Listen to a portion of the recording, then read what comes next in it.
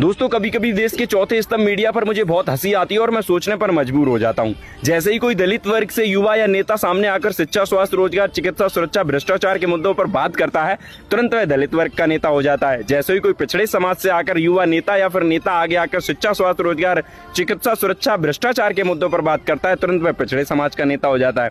अब आप उदाहरण के रूप में मान लीजिए, जैसे कि एसपी सिंह बघेल साहब वह पाल समाज के नेता हैं, ओम प्रकाश राजभर साहब वह राजभर समाज के नेता हैं, केशव प्रसाद मौर्य जी वह शाक्य और कुशवाहा सैनी समाज के नेता हैं।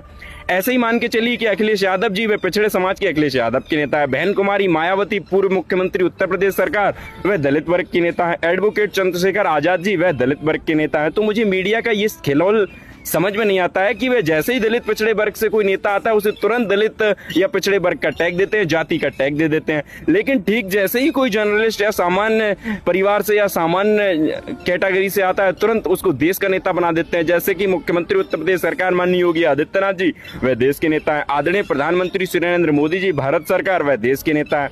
गृह मंत्री अमित शाह जी वह देश के नेता है। रक्षा मंत्री राजनाथ सिंह वह देश के नेता है। जेपी नड्डा जी वह सब देश के नेता है।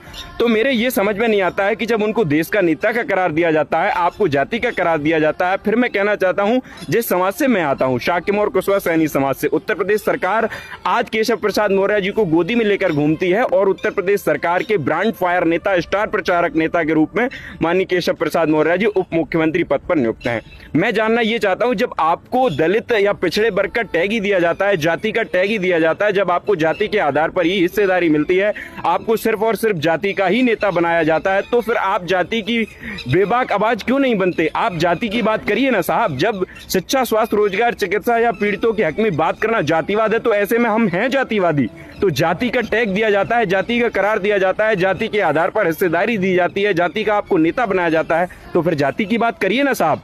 अगर बगावत करना बागी है तो हैं हम बागी, अगर जाति की पीड़ित की बात करना जातिवादी है तो है जातिवादी।